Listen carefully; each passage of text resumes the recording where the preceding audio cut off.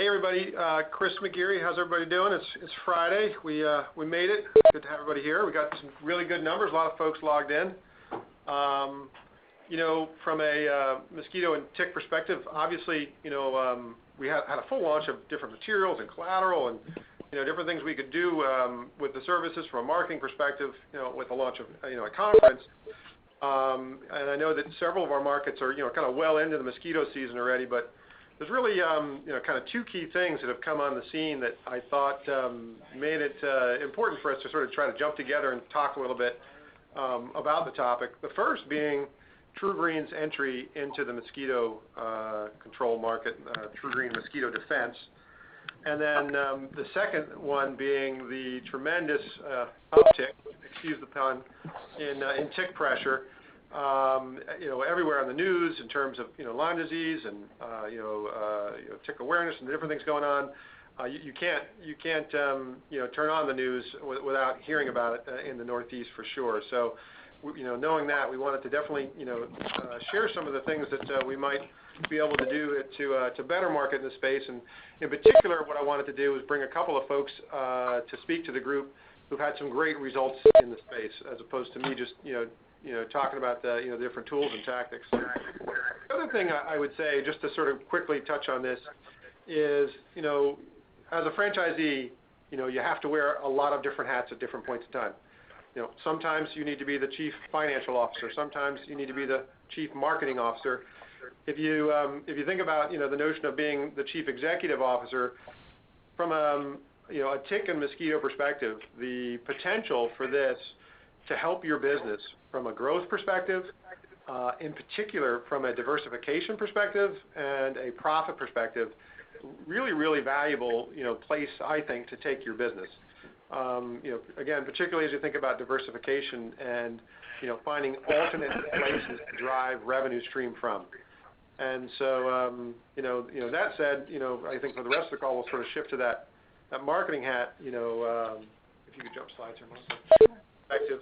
I touched on the news component. There's a number of different things that align to bring this to the forefront. We've had some very warm winters. We've had some really heavy rains. One story I heard was the warm weather and the heavy rains brought a lot of acorns, and believe it or not, the acorns created a huge mouse population, which then drove up the tick population. And this is actually from a couple of guys that are like PhDs in the space. You know what I mean? So it's not like too far flung. My favorite news caption here on the screen is Fox News. Mosquitoes and ticks are coming for us all this summer. And so there's a lot of activity. There's a lot of activity, a lot of news footage that's helping us. It's sort of the wind at our backs from a awareness perspective. Key opportunity for us to sort of jump in and make sure that we're telling the story from a marketing perspective. If you take a look at this slide here, three different maps here. The one on the left, this is Lyme disease instances throughout the United States as of 2015. This map has actually gotten even more dense and more concentrated, as it's gone forward, obviously. So huge instances here and growth in that space. The two maps on the right, these are the two primary mosquito species. This is their range. I think one of the key things, clearly everyone on this call is saying to themselves, hey, this is something worth listening about and digging into a little deeper. But I want to make clear, if you look at these footprints, this is where we are. And so there's a huge opportunity from a volume perspective and a concentration perspective. One thing I thought was interesting, there are like a handful of places on Earth where there are no mosquitoes. One is Antarctica. It's on the bottom left of the slide. You might not be able to read it clearly, but Antarctica, Iceland, New Caledonia, and Melissa, you go ahead and say it. Oh, the Seychelles. The Seychelles. So if you have a franchise in any of those spots, I'm okay if you drop off. But every place else, let's hang in there if you could. Jumping to the next slide, from a competitive landscape perspective, I don't have to tell you guys. We've got a number of different folks coming at this from this is my sole line of business perspective to some of the biggest, pest control businesses out there. Also, either in this space for even before we got there or getting in. This is clearly a function of the growth opportunity that exists. There's a huge opportunity. This is a map. This is, I think, almost already a year old. So I would tell you that it's artificially low. Oh, okay. So we actually did get some updates into this right before the call. This is the footprint for Mosquito Squad and Mosquito Joe's, and so you can see this is where their franchise locations, exist throughout the country. And what I can tell you too is, these guys are adding in the neighborhood of around 50 franchises a year. And so there's a tremendous amount of growth. And then again, if you think about this footprint, it's a very, very similar density footprint. I mean, we're broader, but there's a very similar density footprint to what we also hold.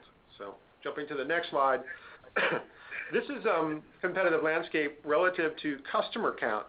And so these are the two primary competitors just kind of benchmarked against us. And if you look, Mosquito Squad in blue across the top, they started in about 2008. They're up to about 105,000 customers at this point. And sliding into 2012, you can see Mosquito Joe's, that's where they started. They're at about 65,000 customers. We came onto the scene around 2015, and we're at about 10,000 customers. And so on the one hand, hey, our velocity, our curve is not as steep as theirs at this point, but that's okay. The reason I share the slide is I just want to paint a picture of the opportunity that's here and the kind of volume that we could potentially drive. Probably the most ominous thing that's going on out there, and the key thing I want to sort of drill in on in this call is the fact that True Green has entered into this space. And if you actually jump to the next slide, Melissa, they haven't gone in with just a toe in the water. They have got a very comprehensive marketing plan that they put together. Everything from pay-per-click, to their website, to SEO, display and retargeting, a PR campaign, direct mail, email, cross-selling that they're doing. I don't often, look over my shoulder and say, oh, wow, what great stuff they're doing. I have to say, they put together a nice campaign here, and they've got some, a strong offer, strong message, strong guarantee, and the way they're packaging it, not shabby at all. Here's an example of their landing pages. Jumping to the next slide, this is some of the content pages they have out there. You can see they're using video and different other elements. Separately, this slide here, this is a direct mail piece that they put together, and they have a comprehensive direct mail campaign out there in place. What we need to understand and go into this knowing is that this direct mail piece is hitting active Lawn Doctor customers, right? And so, from a upsell perspective, imagine that opportunity they create for themselves, getting into our base with mosquito control, and then upselling into lawn care. And we all know, their propensity to upsell, to cross-sell, to push additional products, I would say almost to a fault, but that doesn't bode well if in fact, they do start to penetrate, parts of our base. So to me, I mean, imagine this sign, you pull up in the truck, your technician pulls up in the truck, and this sign is out on one of your lawns. Clearly not a space we want to be in. So sort of jumping back to the opportunity, this is a bit of a data chart here, a little heavy, but to simplify it, these are the 16 different Lawn Doctor regions. And if you look at the second column over, this is the lawn care revenue column by region. And then if you slide over 3 more columns to custom care average, that's the average revenue, percent revenue that is mosquito across that region, so 7.4%. If you slide over 1 more, the 13.1, that's the maximum. So there's the average is running around 7. The top folks in that region, have the top person or franchise in that region maxed out at 13. If we were to bridge that gap, in other words, get everybody to that 13.1% number, the delta, the increased revenue we could drive is $400,000. If you bring that all the way down to the bottom right of the chart, that's a $5 million opportunity for us. And so then if we jump, that's the mosquito opportunity. Jumping to the next slide, very similar opportunity from a tick perspective. Now, if you reflect back, so this is just baselining off of ourselves, and we have about 10,000 customers. Mosquito Joe's has, I think 65, Mosquito Squad 105. If you look at their numbers, and instead of using us, our top folks as the baseline, if you use, sort of the numbers that they're driving, there's actually a 6x factor. So that, in other words, that 5 million is more like 30 million in terms of the opportunity that's out there if we go and grab up all the market share we possibly can. So you know, again, I put this out there to paint the picture of this tremendous opportunity we have from a growth perspective. So that's sort of the landscape and what's going on in the market and that kind of thing. Most importantly, I wanted to get to our two guest speakers. The first is Jared Sprague. He's with Lawn Doctor of Granbury Burleson, and this is his 4th year with Lawn Doctor. He's on Craig Barnes' team, and they've known each other since high school. And Jared handles all of the telephone sales and customer service for Craig. They do 95% of their sales over the phone, and they ended 2016 around $850,000. They're looking to top $1 million. So excellent, growth trajectory. Jared's favorite movies: Tommy Boy with Chris Farley and Top Gun. Our second speaker, who I'll introduce, after Jared, but is John DeMeyer. Actually, I'll get to that after. Let me jump to the next slide. And Melissa's going to try and play some audio of a couple of Jared's calls. This is a picture of Jared on his boat. He won this boat for Mosquito sales volume. I'm kidding. But there is a red phone that's connected to the boat where he takes calls. No, that's not true either. But we wanted to try and play a couple calls. He's a rock star. It's amazing what he does on these calls and how well he converts. So let's see if we can't take a listen and get this to play. Hey, Jared, are you on? Yes, ma'am. Jared, can you, for the True Green gentleman, can you just kind of introduce what folks are going to hear? So is this going to be the first call you're going to play, I'm assuming? It is. Okay. So this guy called in one Friday afternoon. He says that I guess he was trying to reach True Green, which was the current provider. Well, it was clear to me he had the wrong number, but I saw opportunity with that. We used to take care of the yard now, so jumped in there, and there's no doubt I probably was a little aggressive, but at that point, what do you have? He already sees the benefit in you. So at that point, trying to get him on your team. Okay, so we're gonna play this. Hopefully, everybody will be able to hear, and then we'll let Jared conclude it for us.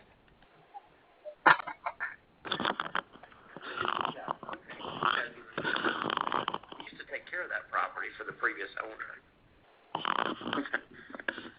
Is it possible you've got True Green, or? Oh, hell yeah. Well, man, work with me here. I'm sitting here thinking Lawn Doctor on the mind. No, I'm glad you had that on your mind, but it'd be better for me if we took a closer look at it to see. Those guys are driving from up in North Richland Hills. I'm sitting right here in Crescent right now. Granbury's home for us. That's where we all live. Our kids go to school there, and we pay Granbury taxes. Is there a chance I could give you a price and see if it makes sense for you guys, or? What all y'all do? The aerating and we do. Fertilizing, mosquitoes, bugs. We do it all. Okay. Right now I'm getting weed killer, the fertilizer. Yeah. And then once a year aeration. Yeah. I can sure do that for you. Let's first clip. So I don't know, Jared, if you want to talk about where you are with that right now briefly, and then we'll go into the next one. Oh, sure. Where I was at with that is I was just, number one, establishing, is he going to listen or is he going to hang up and say, I've got the wrong number? Again, I saw no reason not to go after it and just figure out if there was an opportunity to, usually that's what I tried to point out, not so much in this call, but usually people only make a. The one reason is they're not happy with the current provider, or number two, a cost saving. So trying to, not so much right here in this call, but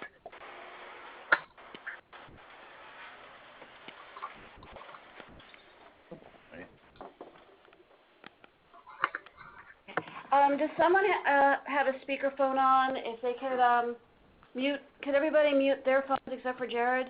Because he's getting cut into. Jared, you still there? Yes, ma'am. Okay. Can you hear me? We got you. Okay. Give it another try, Jared, and if not, we'll take it just a minute. We'll try and mute everybody but you manually from here. But let's see if we can get this. The echo is, folks, is from when you got a speakerphone and another phone too close to each other. So everybody's got to try to mute their phones, please. Put ours on mute. Go ahead, Jared. Sure. So I guess I was just saying, trying to establish, is there an opportunity? I don't know how much you heard. If somebody calls in here, it happens every once in a while that they've got the wrong number. But to me, you've already got them on the phone. You've got nothing to lose. I think it's worthwhile to find out if they're happy with their current provider. Usually, they're only going to make a switch for one of two reasons, and this is my opinion, obviously. But either the first one is you're not happy with your current provider, or number two, I would only consider a switch if I could save money. That's usually the two reasons that people jump ship with their current provider. So just trying to establish, is there an opportunity with this guy? I think that's about where we're at. I think that's what you were asking me as far as it relates to this call.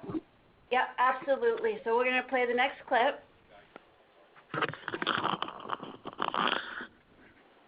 Is usually $300, and I was giving you $25 off.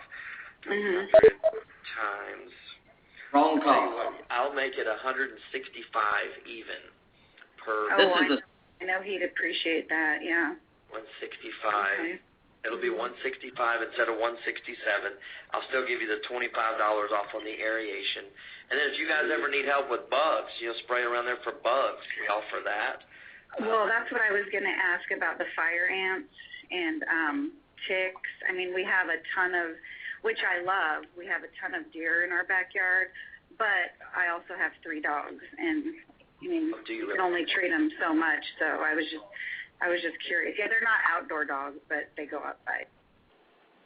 Okay. All right, so Jared, you want to give us some context to that one? Sure. So I think we've switched gears here, and I didn't switch with you. So this is the second. This is just a lady that called in. She's got a fairly large property. I forget how big it was, but either way, my goal when I'm talking to somebody is to sell them one something extra. And if they bite that one something, I may push and try for another something, whatever that might be. So in her case, it was the bug. She indicated she had dogs. That's always a great, motivation to do yard armor. And so anyway, so I think that's where we are with this lady right here. So what did you end up selling to her?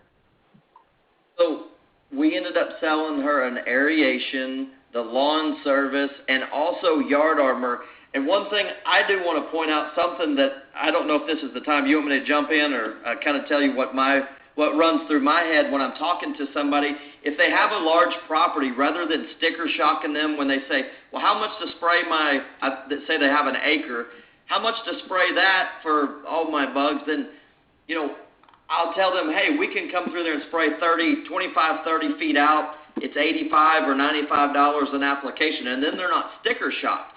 So then, but at the end of the call, remind them, hey, we're going to be focusing on that 25, 30-foot barrier around your house. That'll do a great job of, keeping the fleas, ticks, spiders, scorpions, the ants, roaches, crickets, all those types of bugs away from your house and out of your house.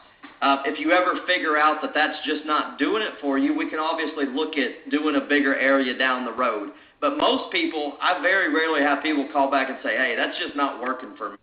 So I guess what I'm trying to say is instead of hitting them at $350 a whack, you're gaining extra revenue by just adding the $85 or $95 4 times a year and gaining more business than sticker shocking people and not getting it at all.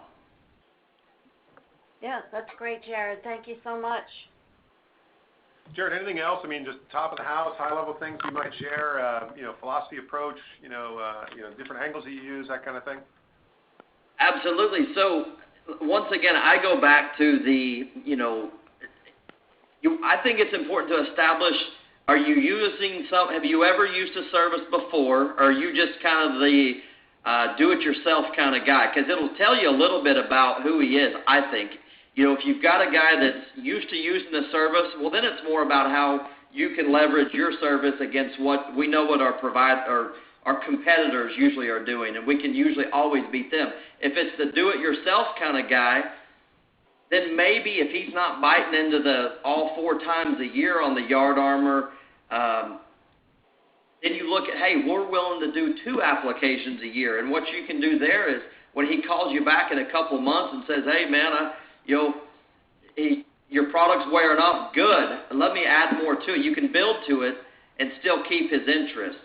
The other thing I think that I try to do, and I don't have it all figured out for sure, but is to just try to sell them one or the other and not both. And the reason I say that is I feel like we've had more people come back and say, I can't afford it at all, and just cancel altogether than just getting them, find out what is more important to them. Are the mosquitoes a bigger concern, or is it all the other bugs you'd rather focus on? And let them kind of steer the conversation to where, in my opinion, one or the other is great. If you've got the rich guy out there and he's willing to do both, well, that's good too, but I feel like you win more and you gain overall numbers by just getting one or the other as you go through the year. I mean, that's my opinion. Jared, do you find that there's a typical amount of time you'll spend on the phone with one person? That's a great question because I think it all depends on the time of year. The phone rings off the hook between February and April. By July, you're begging for it to ring. And so in the spring when when you've got other calls coming in,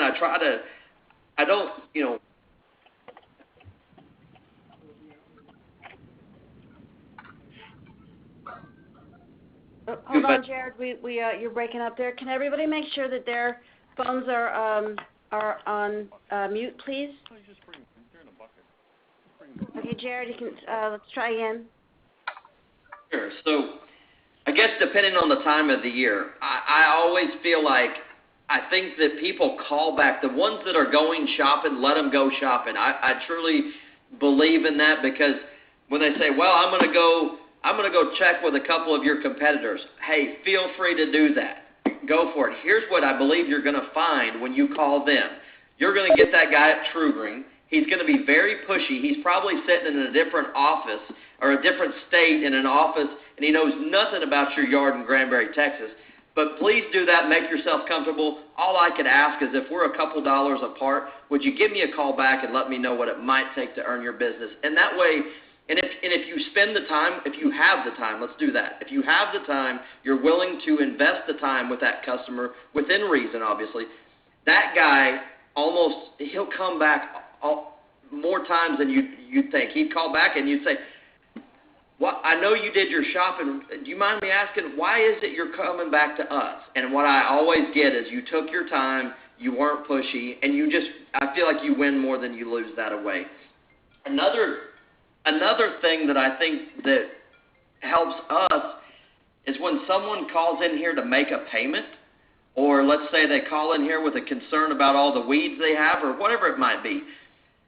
Take care of their issue, spend the time with them doing that, and then because their guard is down, I call it, we have a lead source in our computer now, it's called gunslinging. So gunslinging is when at the very end of the conversation you say, "Hey, by the way, Miss Jones, I don't know, but I've got to ask, do you have anybody over there helping you with your mosquitoes or your bugs this year?"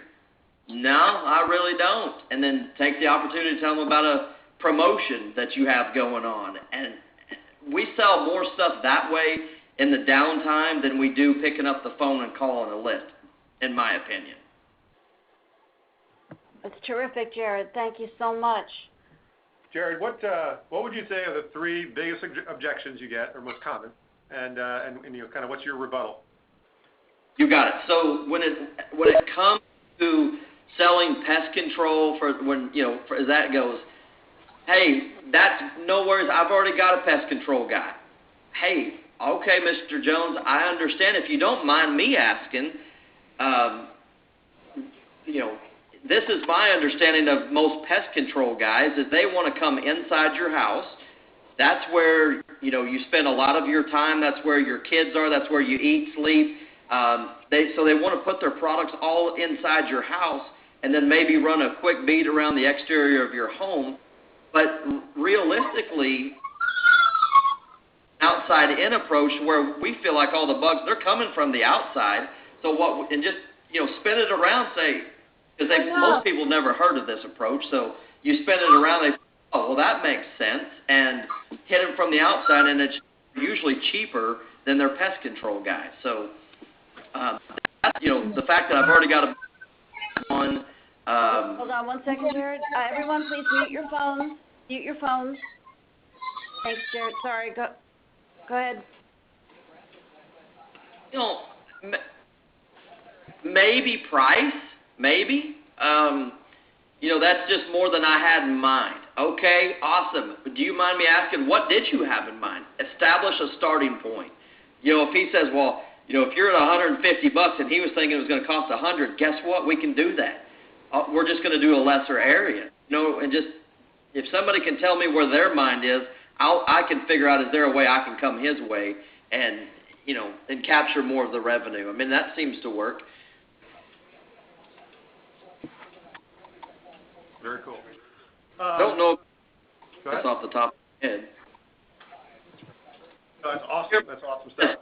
I don't have it all figured out. I just love trying to learn and get better, and I've been watching Kendall Hines out there. He's doing an awesome job, man. I love watching his deal on Facebook, and he inspires me.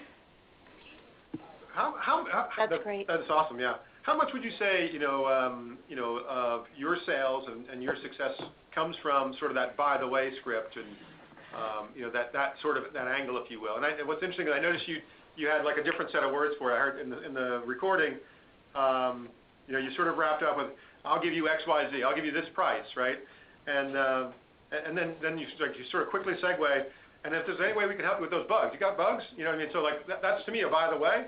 But like, so how much of your business comes from that? How much of, what you set up to get from, the lawn care conversation over to that, the mosquito or, pest control? How much, what percentage is that? I would have to say, I don't know. That's hard. I would say 3/4 of it, or 25% of it. That's better. 25%. Hey, in the downtime, like right now and through the rest of the year.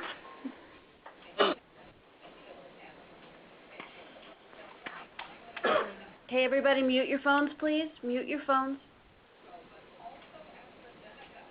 Yep, During the downtime, I think that the gunslinging, the people that call in to pay their bill, oh, hey, by the way, do you have anybody? I would say that's half of our revenue, and I could be wrong, but it sure feels like it's probably half of it. Do you have other flavors of it that you consciously do, or is that, that's pretty much your angle? That's pretty much, so I've got a whole stack of leads sitting here that I didn't sell this spring, and it'll be my goal to go through there over the next month here and just weed through those. And there's still a lot of people in there that even if you didn't sell them lawn care, that you could still say, hey, I know we talked a month or so ago there, but hey, bug season, do you have anybody helping you with that? Great setup. Okay, so here's just an obscure question. What's the craziest thing that's ever happened from a a call perspective? Well, it wasn't with Lawn Doctor. Do you still want to hear about it? Sure. What the hell? Sure, I got everybody. Otherwise, we're gonna crash and burn. I need something good. Okay. So I asked a guy one time. I was selling custom golf carts down in Granbury for a guy. The company was called Big Dog Custom Golf Carts. We had a heavy internet presence. So this guy calls in, and I'm sitting there talking to him, and I said, well, what do you do for work? To try to figure out who this guy is a little bit. He says, I play football. And I said, you play football? I said, okay, for money? And this awkward moment of silence, And he says, yeah, for money. I'm the quarterback for the Pittsburgh Steelers. Well, I'm not a football fan. I don't pay attention. But I had Ben Roethlisberger on the other end of the line, and he's probably sitting there thinking there's some dumb Texan out there that doesn't know who he is. So that was probably one of the craziest telephone moments for me. But we did sell it. That's awesome. All right.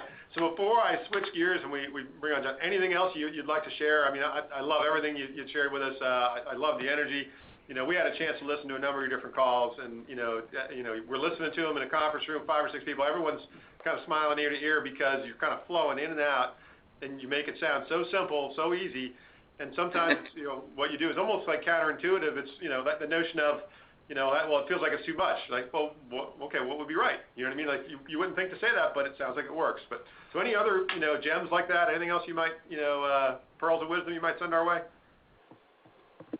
And I just, I know I should take it more serious than what I do, and Craig Barnes wouldn't appreciate this, but I really do, treat it almost like a game. It's not about, necessarily all the money to me. It's more about, did I get to sell that guy, or did I win or lose? And it's, to make a little bit, as it relates to my job here, to be able to, did I win, or did I, in my opinion, did I lose? So that's why I just try to have fun with it every day, and every day is a new day, and it's kind of like golf. Golf gives you, you get 18 chances, you get 18 holes typically in a round of golf. So I treat this kind of the same way. You get a new day, new start every day, and I don't know. That's my philosophy. Very cool. I appreciate it. Thanks very much for taking the time and sharing that stuff with us. It's really, really helpful. My pleasure. I appreciate you having me. Anytime. So we're going to switch gears and introduce John DeMeyer Jr. He is from Lawn Doctor of Newtown, Southbury, and his parents are John Sr. and Betsy DeMeyer. They started in 1989, and John grew up in the business. He's taken a lead role from a sales perspective and marketing perspective, and over the last 8 years, their customer count has increased by over 1,900. So really nicely, moving the needle nicely. Favorite movie is Ocean's 11. They have a very cool approach in terms of, not just sales, but sort of their operating model and what they do from a truck and an infrastructure perspective, and also from a, how do they sort of get into with the customer and then upsell from tick to mosquito. And so I'll let him share that with you. John, are you there? Yes. How you doing? Thank you very much for joining us. I really appreciate it, man. Not a problem. Everything Jared basically said there, I'm not going to repeat because it's the same thing. We're doing almost all phone sales. I'd say 98% is all phone sales. Doing it the same way. The hurdle we were up against for quite a few years with tree and shrub, with all of the sprays, is we're a lawn care company. That's what we've been doing. So you go and you sell something that's out of your realm that you're set up to do all the time, and you can't get to it. You don't get to it. It's backburnered. Well, I only have 5 sprays, so I'm not going to run out there and go do it. So in order to get over that, the way ticks have been in Connecticut lately, we haven't had to market it. They're just calling. It's absolutely nuts right now. So we've been able to kind of jump on that.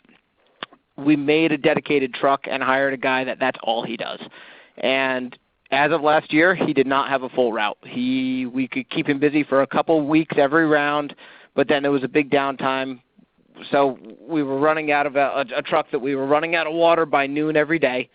So we had to make a change if we were going to do this, but the jump that we had to do was to invest some money into this, not having the customer base to fulfill the truck yet. So over the winter, we built the truck. You kind of see the pictures here. And then started revamping the pricing on all the sprays. So we're the cheap guy right now, and our goal of this was to start cheap. It's so inexpensive to spray this product that the profit margins are so much better than the lawn care. Why are we not going to a property for $49 when it's costing us 80 cents plus labor to spray? It just didn't make a lot of sense. So we started basically having this truck that was dedicated to be able to go out and do this. And then we only thing we did for marketing was we put on our direct pricing for the lawn care that you can get tick control services for blank, and we just made a blanket price depending on your lawn size. We get quote burned on a few, but all it's costing you is time. It's not costing you any material really, because the material is just so cheap. So that's all we've done as far as advertising, and the news has been absolutely nuts in the past 3 to 4 months. The ticks are horrible. It's been just atrocious. It's been selling itself. We filled up this truck plus, so now I have 1.5 guys spraying every single day. I've got a part-time guy spraying out of the smaller truck and spraying this this truck that you got here is 465 gallons, spraying that out every day. We're doing about 370 mosquito or tick sprays per round at this point, and we were just falling behind. So we raised our prices. We filled the truck. We tightened up the roots by being the cheap guy for a little while, and now we're starting to, now that we've got these tighter roots there, we raised the price on all the sprays by $20 to start, and we'll go from there. But that's kind of our model, was let's get somebody that's dedicated to do this. So when we say, if somebody signs up for lawn care, we say, yeah, we can be there in 2 days. We couldn't say that for tick sprays. We said, yeah, we'll get there when we get there, and I don't know when it's going to be. But once first service is done, we'll be able to breathe again. And this is just too big a business in this area now to be that. If you're not the guy that can be there in a week or in a reasonable amount of time, there's the company that's all they do. So we had to compete with the companies that's all they do. Nice. So if I'm not mistaken, I think you guys are in the process of ordering a second truck to do just this?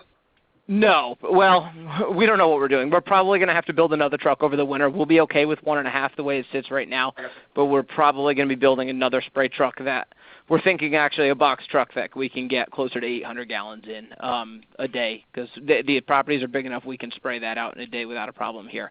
The truck that you've got here, the other thing that was nice is it's got the little tank.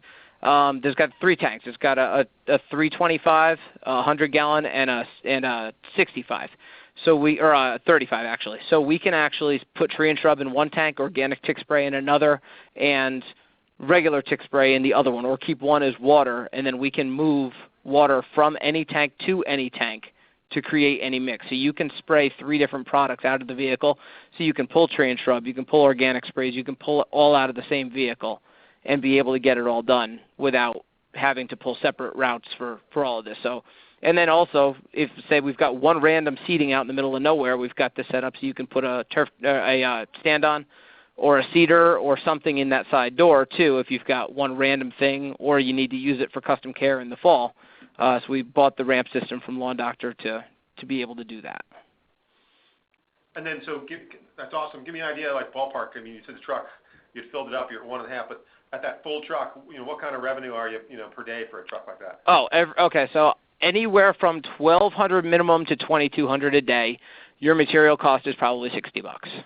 That's the big thing. Is it's just so inexpensive to spray. You can be the cheap guy and you're still making money. We are the cheap guy, absolutely, and we are making a better profit margin on the tick spray truck than you are anything else, by a lot. Can you hit me with that number one more time? What was that? Anywhere from it averages $1,500 a day, but anywhere from $1,200 to $2,200 a day. Wow, that's fantastic. That's awesome. And your material cost on the high end is probably going to be around $80, $60 to $80 a day. And what product are you using? Just Telstar Pro or a equivalent of that. Right now we've got a different product, but it's all just Telstar Pro. You're talking about $40-something a gallon, and you need a gallon or two to spray all day. And the organic is Tick Kills. We're using Tick Kills or Cedar Cure. We've got a few different ones. We really don't do very much organic. We really do push towards the traditional. If they really want it, we'll do it either in the small tank or we'll do it out of the fogger. But just for residual reasons, we've been trying to push people as much into the Telstar product as possible. And then the other thing, we were having trouble selling Mosquito. People they mention Mosquito, they don't care that much about Mosquito up here. But when you link it with Tick, all of a sudden they care. It used to be Lawn Doctor's big push was always that for years it was flea and tick control. Nobody cares about fleas, at least in our area. It was ticks that they cared about. So we dropped the tick entirely. So there's tick control. So everybody who calls in that asks about either they're asking about tick, and then we'll just say, well, do you care about mosquitoes too? Well, yeah, actually I do. So we kept the price exactly the same. All we do is add 3 more sprays. So that we do 3 or 4 tick sprays depending on what they want, but generally 3 tick sprays or 6 mosquito sprays. Price is the same regardless. We tell them it's the same spray. We're going to be doing this, mostly the same areas regardless, but we just need to do it more frequently. And we've been able to sell a lot more mosquito when it's in combination with the tick. Hey, I'd love to open it up, guys. Any questions on the line, actually for both these guys, please just jump in. What's going through your head? What are your questions? That kind of thing. And is there a reason why you're using liquid? I mean, it looks like you're just using all liquid, no granular at all in the yard, just doing just a blanket liquid spray when you're doing. Yeah, so we also do granular. We started doing granular. We pushed granular for the years. The problem is almost all of our competition is doing sprays. I'd say all of the competition. There's pretty much nobody doing granular. So the customers that we've been selling granular to and telling them it works great for years, we're continuing to do it that way, and if they see a tick, maybe we'll throw a sprayer in there because the knockdown, we can get this product onto the trees. We can get it more places by doing it all liquid, and it does definitely work better. Now, if people are not actually seeing ticks and they're just afraid and whatever, we'll try to sneak it in with the lawn care and just we'll do the granular application at the same time. But people that are having a massive tick problem, we can end it in a week by doing the sprays. And from our experience, it has. The knockdown is not fast enough doing it otherwise.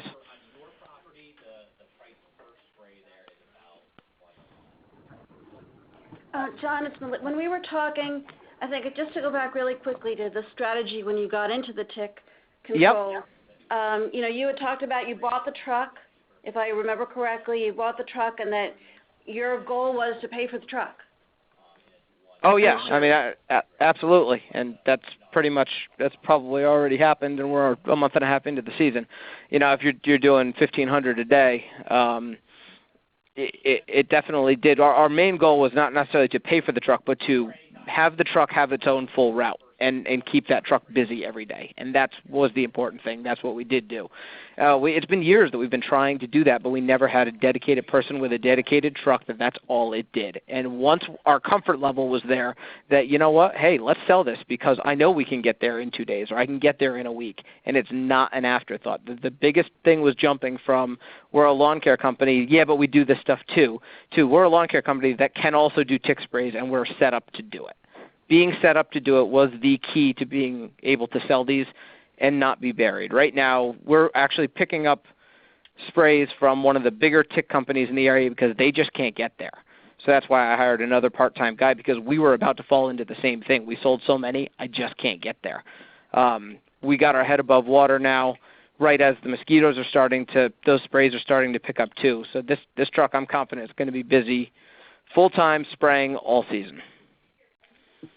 And you were comfortable competing with the least expensive people that did this exclusively, so that you got your foothold with the customers and got. Yeah, we need and more than anything, we needed density. The problem was we cover 34 towns, so I'd have 5 sprays over here and 3 over here. You were driving more than you were spraying, which definitely did not make any sense. We wanted to go to an area and be able to stay pretty tight and be able to do a bunch of stuff.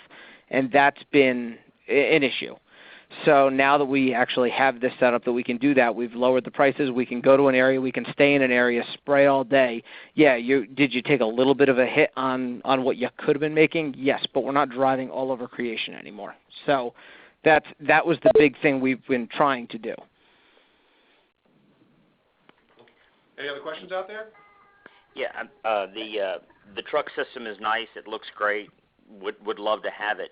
Do you think, from a smaller scale, can you still do it with the Mr. Blowers and get control from a liquid standpoint doing ticks and mosquitoes in a yard, or you're just going to be refilling the tank so much that you're just going to go nuts? I don't know. We've done it both ways. We feel that just the more liquid you can put down, the better it seems to work for us. We use the mist blowers. Mosquito Joe up here, that's all they do. They run around with the mist blowers. They're not doing any of the tank setup. As far as the tick control, I think the tick control works better when we can put it down at a higher volume and carry more. I do find that I'm refilling the sprayer, the backpack a lot, so it's nice to not be doing that. I think it's a comfort thing, but it's more about having the dedicated staff to be able to get to this. If you have if you know you can get to it, you're going to sell more of it. And if it's not, I was always afraid to sell it because it was an afterthought. So I try to push them into the granular. They didn't want the granular; they wanted the liquid because that's what everyone else tells them works. So we had to get over that and find a way to make sure that somebody can get to it. I'm in the Blue Ridge Mountains of Virginia, and a lot of people are definitely concerned about ticks. Like we've been talking about, it's all over the news. So I've been getting a lot of calls, and my mindset was to go in, use a blower for the mosquitoes, use a granular for the tick, and do a combination of both. But now seeing this and hearing what you're talking about, I do have a tree and shrub rig, and I can very easily just make the tree and shrub rig do double duty and spray ticks and get it all with the tree and shrub rig. So. Okay. And that's kind of what we started doing, too. We had a 200-gallon sprayer in the back of a pickup truck that we were doing all of our tree and shrub out of. And I ran that for all of last year. The problem is the guys were out of water by noon. So they'd have to either find a place to fill up, come back here. By the time they did that, went back out, it was just we were wasting a lot of time. Yeah. Cool. Yep. Any other questions for Jared or John? I got a question. You were saying you're using Telstar P for the ticks, but you're using that for the mosquitoes as well? Yes. Okay. And we were using the Nigar too, but then the recommendation from Lawn Doctor was to drop the Nigar. Okay, because the thing is that I see where you're coming from, that the price of Telstar is very low, but now the recommendation is using the Bayer Poly Suspend. Yeah, the Polyzone, which is not cheap. Which is not inexpensive. Yeah, and I think the reason for that is, and correct me if I'm wrong if anybody else knows, but I think a big portion of that is the fact that it's going on low volume. So they want to make sure that it's also, when it's going on low volume, they want to make sure it's sitting on the surface of the leaf and not falling into the crevices. We're putting more product down because the volume is higher. We have had very, very, very few callbacks with Telstar. Okay. I think we've probably had 5 or 6 callbacks of almost 400 so far this spring. So it works. It's been working well.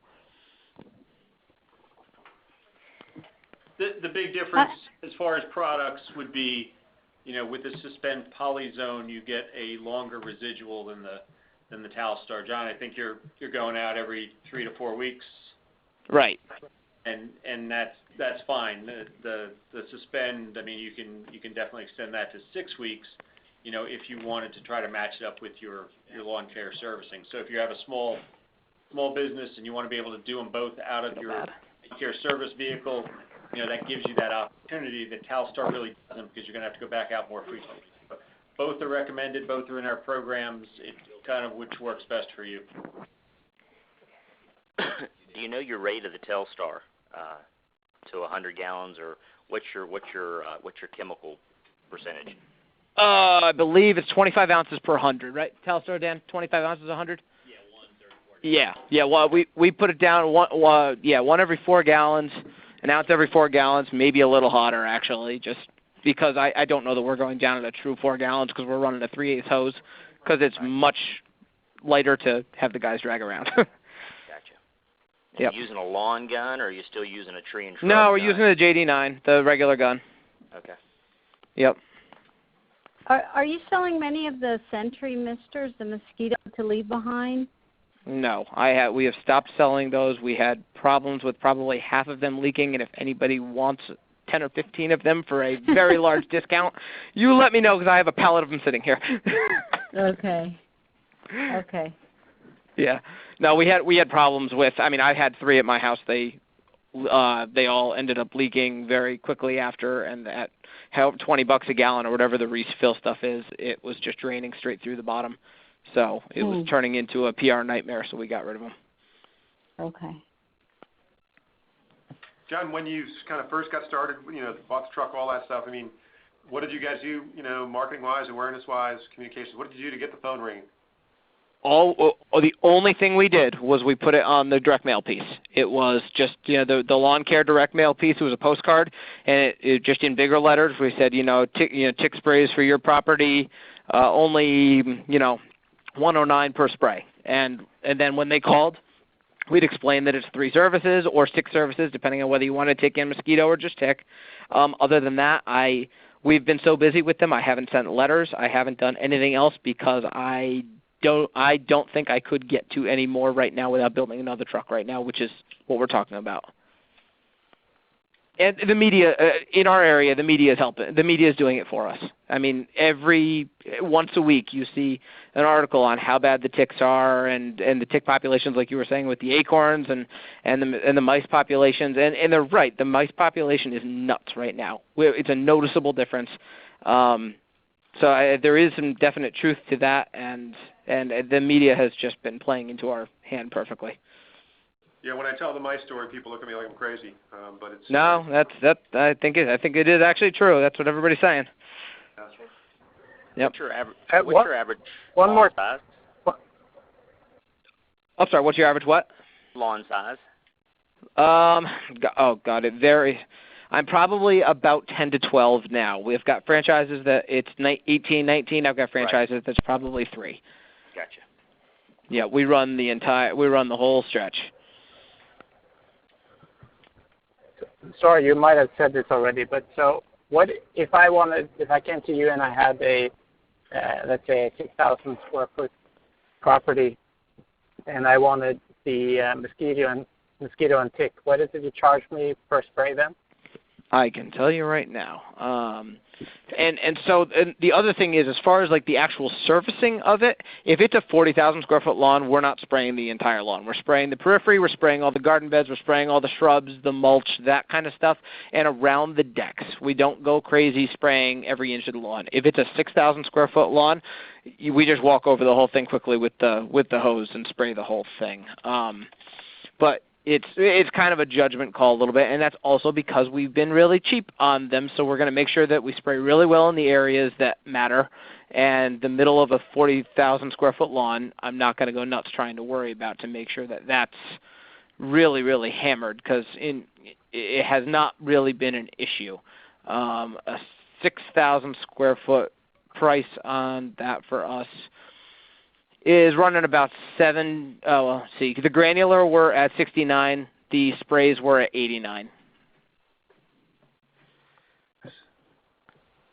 Okay, thanks. Yep. And guys, to John's point, mosquitoes or ticks, either one really do not, live in a manicured lawn. They're going to be, in the bushes. Mosquitoes obviously are going to rest in the foliage around the edges. Ticks, same thing. They're going to be in that rough border between trees, shrubs, woodlands, and maybe 3 feet into the lawn, but that's it. So in either case, there's really no need to treat an entire well-mowed yard. If they have a wild area where the grass is a foot tall or 2 feet tall, then yeah, absolutely, that's tick haven, but otherwise, no. We found it helps a lot to spray under decks and around, right around the area that you can tell they're going to be hanging out. Because it also cuts down on the gnats a little bit right there, and at least it's one less bug they're seeing. So that I tell all the guys, make sure they spray at least 20, 30 feet right around the deck, or right around the living area where the people are actually going to be hanging out. Forget about the back of that lawn, because it's not where they're going to be. Any other questions?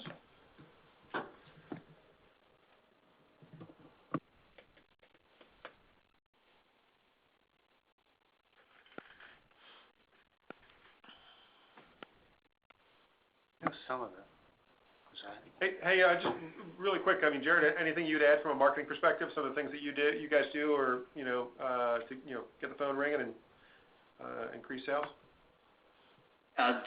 we also do the direct mail. Craig sends out a ton of them. I don't know. I think it's 125,000 postcards that he sends. I think they start hitting mailboxes about the middle of February and run all the way through the end of. It says call for your 50% off, and then also on the back side of it says call for 25% off of your, I don't remember if it's Yard Armor or Mosquito. Maybe it was Mosquito, but I think that got a lot of people to, some people asking the questions, during the sales season. We're also going to be sending another 20,000 postcards starting, let's see, here in the next week or two. We're going to send, I think, 2 mailings to like 2 zip codes here, just close by us, right here where we're at. So to get the phone, keep the phones ringing, basically. And those are just Mosquito postcards. Gotcha. Okay. Very cool. So real briefly, guys, I'll share with you some of the new, materials, things. There's mostly things launched in and around conference, a couple of refreshes and tune-ups in the last, a month or so. On the left here, we've got these Post-it notes. I would encourage you. I mean, they're dirt cheap. Every single hard copy piece that ends up in front of a customer, put one of these Post-it notes on the left. These are the door hangers. These show up for both tick and mosquito. Perfect thing to say to your techs, hey, on every job, as soon as you wrap up, if you're leaving the bill, either way, leave one of these door hangers, up. And again, these come in tick and mosquito. On the far right, these are the yard side, the full side, like campaign-sized signs that you put along highways and roads. Very, very cheap. I think these are like $15, 14 something. If you print them locally, we check with Fast Signs, and for an 18 by 24 yard sign with the stakes, it was about $15 each, one-sided. Yeah, so you really, your break-even point ends up being very, very low. I mean, so, and what we see from a mosquito perspective, you look at Mosquito Squad, Mosquito Joe's, all these exclusive mosquito product companies, this is a core part of their marketing strategy. And even within their FDD is requirements for how many signs they have to put out. I know you can't do it in every geography, different rules, stuff like that kind of thing. But if you can get these out, they can be a very, very effective tool from a mosquito control and a tick control perspective. These all are going to be, the Post-it notes and the door hanger will be on lawndoctorforms.com. We have found that Real Green is much more expensive than going to a local printer. So if you want to go to a local printer to get your yard signs done, you can just email me, Melissa Lover at lawndoctor.com, and I can send you the file to take to your local printer. Next slide here. These are Facebook ads. These are available to all franchisees. You can do some very, very highly targeted, ads, in your zip codes. You can use a lookalike audience based on your lawn care customers. If you've got a large enough base of mosquito control customers, you can use that. If you want, you can reach to Christina. You can use our lookalike audience for mosquito control. Know that there's a tremendous inventory of Facebook ads available to you. Actually, if you jump to the next page, there's a couple more, and then jumping to the next page, one more. Next, I would just quickly tell you that Global Connect. There's a whole both tick and mosquito scripts available for you to put to use out to your base. Again, we talked about that notion of let's not pull up on that lawn and find a True Green mosquito control sign out there in front of it. That would be the kiss of death. A Global Connect can be a powerful way to sort of start to overcome that. Really quickly, these are some examples of AMA drip emails. You can set these up and forget them. They can run, for the next several weeks. And, once you set them up, you spend the 20, 30 minutes, you're done. And they will run in the future for you. They'll actually scrub themselves. In other words, if someone would become a mosquito control customer 2 weeks from now, but they're scheduled to get one, a letter, an email that day, it'll pull that person out because it looks into the database and knows they became a customer.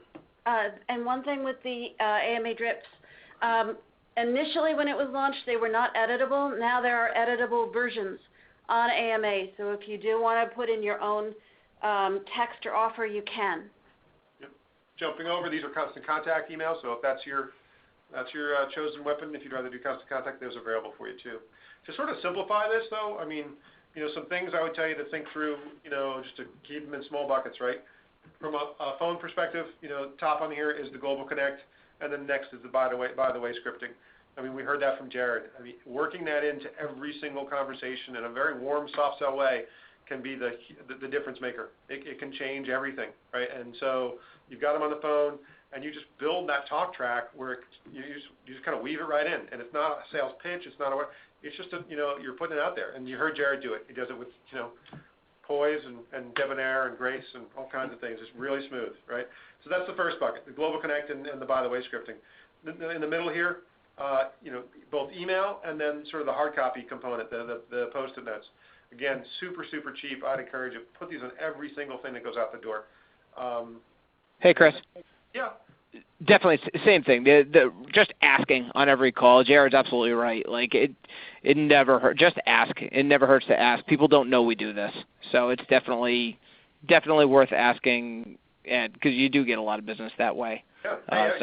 Just want to add that we do that all the time, and it's huge. Exactly. Hey, you're probably seeing it in the news. I know it's everywhere. You guys have any trouble with ticks? Because we got something that can help. You have any trouble with mosquitoes? We got something that can help. It's as simple as that. I'm just trying to help. And then finally, the last thing on here of these three things to consider from a marketing perspective is the signs. These can have a really powerful impact for you. Very, very low, CPL if you put positioning properly. So that was all we had. If there's any other questions, any follow-on, anything I can help with? Any other last-minute questions for our two speakers? I got one more question, and it's related to basically to mosquitoes. For me, this is Eric, by the way. When I'm trying things, it's kind of like I try it at my home place before I kind of go out to the clients. That way, I kind of know what's going to happen. And a lot of people here, including myself, live on lakes. So this whole notion of making certain that there's no water available is you can forget about that. And I've been spraying my patio initially once, and I did it twice, and I still have some mosquitoes left. So, and I went to a client. He has a lot of trees and stuff, and I sprayed him. And I was over there, and I got bitten by a mosquito. So one of the things that is a little tough for me with the whole mosquitoes is, the confidence to say, no, this is definitely going to work, and you don't have to worry about it. So I don't know if you use the Talstar P more often, that is more effective, or if that's something I should test. But I'm not there to the point that I can confidently say to the client that And you got to set realistic expectations for people. Like I don't like some of the signs, the no mosquitoes period, because it's not true. You're going to still have mosquitoes, and people take you literally, which is really annoying.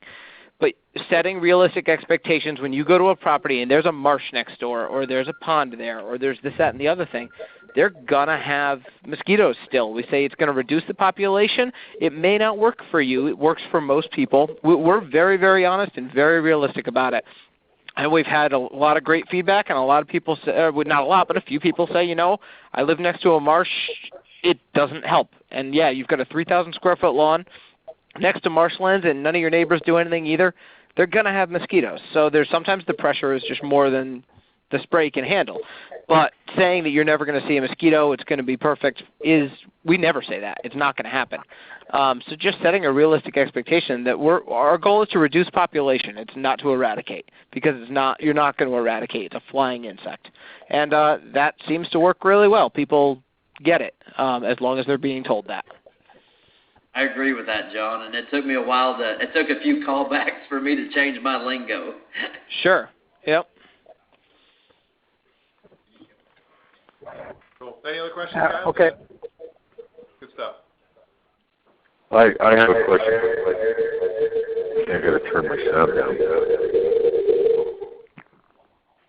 Can you hear me? Yes. I have a question about technique and PPE. If you guys are using bifenthrin, yep. we made the decision to just stay with tick kills for two reasons. Number one, it's the main reason, it's just easier on the guys applying. What do your guys wear when they're applying? Even like we're doing everything right now with mist blowers. occasional bigger stuff with a tree rig and the JD9 gun. I'll have a question about that in a second. But what do your guys wear for PPE? Gloves, well, mixing generally, but it's usually mixed here at the shop anyway. So really, just gloves, regular shirt, and the Cintas pants. Not wearing respirators. So, and I don't believe it's on the label anyway. With bifenthrin, really? Yep. No, nothing. Not even no respirator whatsoever. No face shield. No. Nope. Okay. I personally have sprayed a bunch of bifenthrin. We've been doing it for 20 years. We never have. I don't like the way I feel after I spray a lot of it, but the tick kill seems to be easier on the guys. And and see, I'm allergic to cedar, so I don't like the tick kills. So it's funny. It's all over the place. I'd rather spray the bifen. We've got other guys that we know that do this, and they'd rather spray the permethrin. The permethrin makes my lips burn. It seems like everybody reacts to it differently. The bifen I find is I have no reaction to the bifen. But I know, as I said, the cypermethrin and the permethrins, I have more of a tingly on my face when I'm done for the day, and I don't get that with the bifen. Dan just said behind me. He lets you know it's working. But and I'm allergic to cedar, so cedar drives me nuts. That's interesting. When you use your tree rig for this, so you're just and I like the 3/8 hose. It's so much easier than a half-inch hose dragging around all day. You just turn down the JD9 gun so it's putting out a mist. Just turn it way down. Yeah. Just almost shut off. When we're doing tick, we're shooting it more like to kind of blast through leaf litter and stuff, so we'll have it more of a stream. But around the houses and stuff, definitely just a mist. And you do most of this with the tree rig, very little of it with the backpack? Yeah, we do. Like if we can't reach with a 400-foot hose, we'll do it with the backpack. Or if we're doing an organic and everything else is set up for something else, we'll throw it in the mist blower. But we do 95% of it with the big rig. That's interesting. Okay. Well, that was my questions. The way you handle the gun and the PPE. I personally don't like. I don't like being around the bifenthrin. It's and the guy that I have doing it, I don't. He doesn't like it either. I'm sure if we put a respirator on him, and it's common sense. Long sleeves. We have grinding shields, real nice face shields for it, but. I would think you'd want a respirator, but that's me. Yeah. And the other thing is, you're telling people it's not dangerous. You don't want to be walking around looking like you're in a hazmat suit. Is kind of our opinion on it too. Well, yeah, I get that, and there's value in that. And I understand that. Sure. But the guy. And I don't believe it's not on the label, so. I will thoroughly beat that. John, I have a question. Yeah. Thank you. How come, do you ever use the turf tamers? To spray it out of there? Yes, for the ticks. If we do it granular. We have added Telstar or, added product to that before. Not very often. Because, again, you're spraying the lawn area with that. We're not targeting lawn area most of the time. We're targeting areas that I can't really get the machines into. Gotcha. Yep. And you definitely feel you'll get ample tick control not doing the bulk of the yard and just kind of spraying like you would for a mosquito control application more around the bushes and the stuff, because that's where... Absolutely. Okay. Because foundation, stone walls. I mean, for tick, we do foundation, stone walls, mulch areas, perimeter area, any wooded areas, wood piles, anything like that we really don't do to lawn area unless it's a really tiny one and it's quick to do, because that's not where the ticks are. Yeah, they're hiding everywhere else. If you can get control there and knock that down in any long grass, anything like that, if you can get that control and get that all knocked down, you won't have an issue. Cool.